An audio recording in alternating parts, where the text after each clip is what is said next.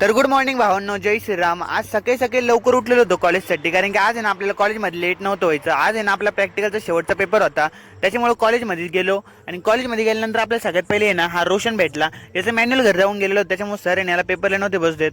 माहीत नव्हतं की प्रॅक्टिकल पेपरसाठी इतकं मॅन्युअल इम्पॉर्टंट राहतं। तर सरांनी तर काही बसवून नाही दिलं, आम्हाला वापस पाठवून दिलं ते मॅन्युअल घ्यायला।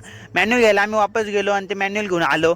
एवढं उन्हाचं वापस ते मॅन्युअल घेऊन कॉलेजवर आल्यानंतर तर काही इच्छा नव्हती पेपरला बसायची, पण मग शेवटचा प्रॅक्टिकल पेपर होता आपला आणि त्याच्यामुळे आपल्या परत बॅक लागून गेला असता, म्हणून ते आम्ही केलं नाही। वापस बसलो पेपरला आणि अर्धा तासामध्ये तो पेपर दिला। अर्धा तास बाकी होता शेवटचा पेपर वगैरे देऊन झाल्यानंतर आपल्याला जायचं होतं लायब्ररीमध्ये बुक्स घ्यायला पहिल्यांदा, कारण की आता 8 दिवस आहे ना कॉलेजला एक सुट्ट्या राहणार आहे। सुट्ट्या म्हणजे ना आम्हाला ते स्टडीसाठी आहे, कारण की 8 दिवसानंतर ना डायरेक्ट आपले फायनल पेपर राहणार आहे। आता 8 दिवस पहिले तर कोणी अभ्यास करत नाही, तर डायरेक्ट पेपर टाइमला विसरून जाते पोरं।